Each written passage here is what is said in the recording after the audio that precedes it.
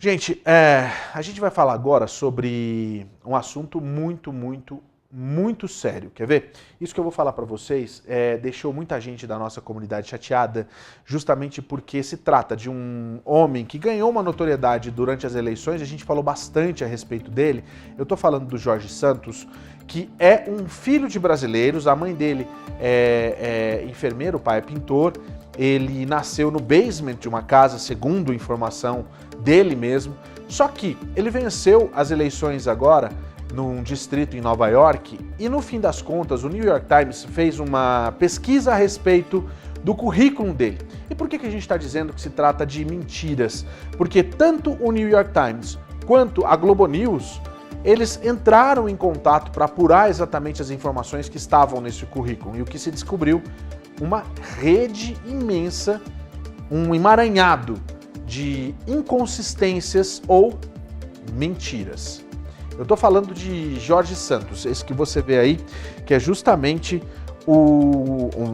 a eleição para o Congresso em Long Island. Ele venceu em Nova York no mês passado, ajudou os republicanos a conquistar uma estreita maioria na Câmara dos Representantes e construiu sua candidatura com base na noção de que ele era a incorporação completa do sonho americano e estava concorrendo para salvaguardar isso para os outros. Na biografia de campanha, que ampliou a sua jornada de contos de fadas, ele é filho de imigrantes brasileiros e o primeiro republicano abertamente gay a ganhar uma cadeira na Câmara como não titular.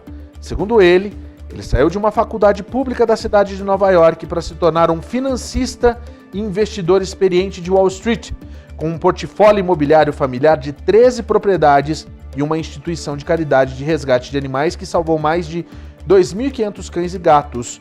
Mas uma revisão que foi feita pelo New York Times de documentos públicos e processos judiciais dos Estados Unidos e do Brasil, bem como várias tentativas de verificar as alegações de que Santos, que tem 34 anos, que ele fez durante a campanha, questionam partes importantes do currículo que ele vendeu para os eleitores. Só para você entender, o Citigroup e a Goldman Sachs, as firmas de destaque de Wall Street na biografia da campanha de Santos, disseram ao The New York Times que não tinham registro de que ele trabalhou lá. Funcionários da Baruch College, onde ele disse ter se formado em 2010, não conseguiram encontrar registro algum de alguém com seu nome e data de nascimento se formando naquele ano. Também havia poucas evidências de que o grupo de resgate de animais, Friends of Pets United, era, como afirmou Santos, uma organização isenta de impostos.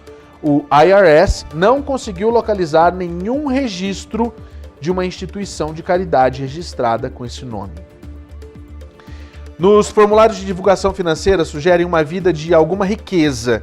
Ele emprestou a sua campanha mais de $700 mil durante a eleição, que aconteceu agora no meio de mandato. Doou milhares de dólares a outros candidatos nos últimos 2 anos e relatou um salário de 750 mil e mais de 1 milhão em dividendos de sua empresa, a Devolder Organization. No entanto, a empresa, que não tem site público ou página no LinkedIn, é um mistério.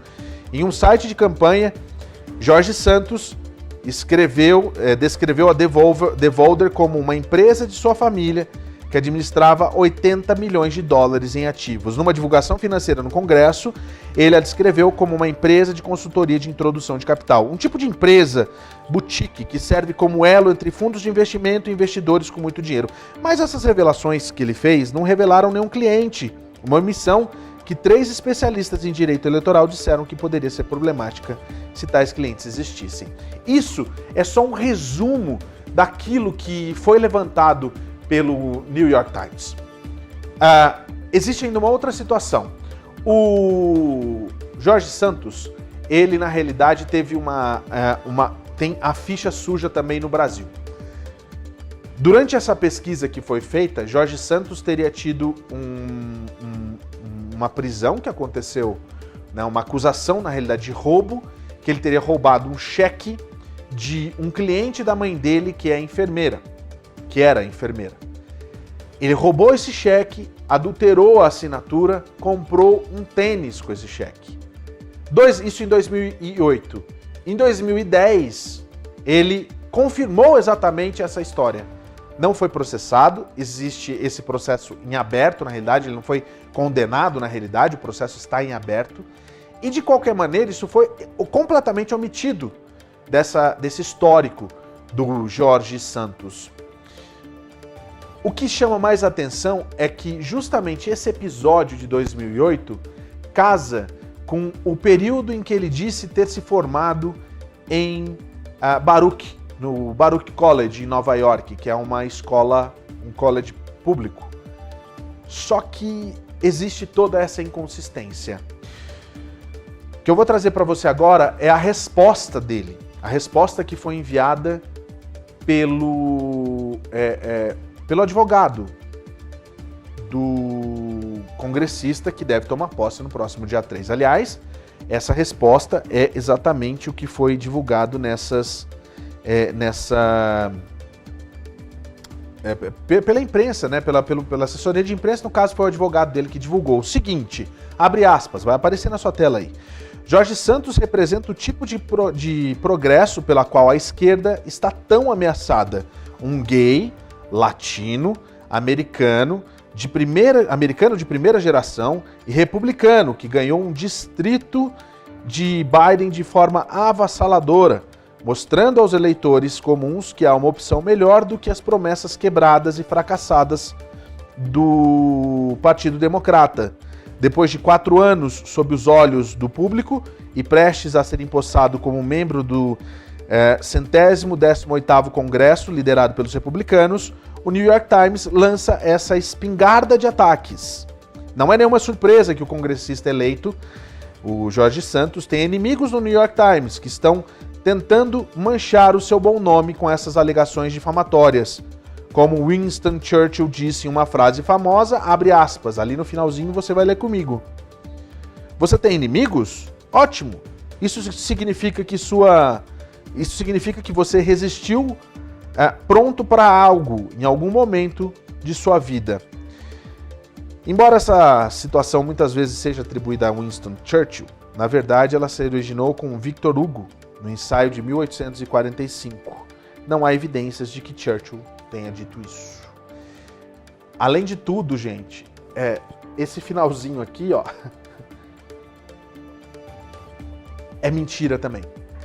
A história não se encaixa, a história não é verdadeira, existe uma possibilidade de que ele dê uma entrevista para Fox News, porque ele é apoiador de Donald Trump, ele esteve apoiando a insurreição, ele apoiou todas aquelas mentiras a respeito da eleição de 2020 e ele também é apoiador de Jair Bolsonaro. Ele aparece em várias fotos ao lado de Eduardo Bolsonaro e disse que ser gay é apenas a condição pessoal dele, que isso não seria responsável por ele ter conseguido a quantidade de votos que ele tem e que ele acredita em meritocracia, que tudo que ele conseguiu e se transformou num homem rico foi pelos seus méritos, assim como a eleição de 2022.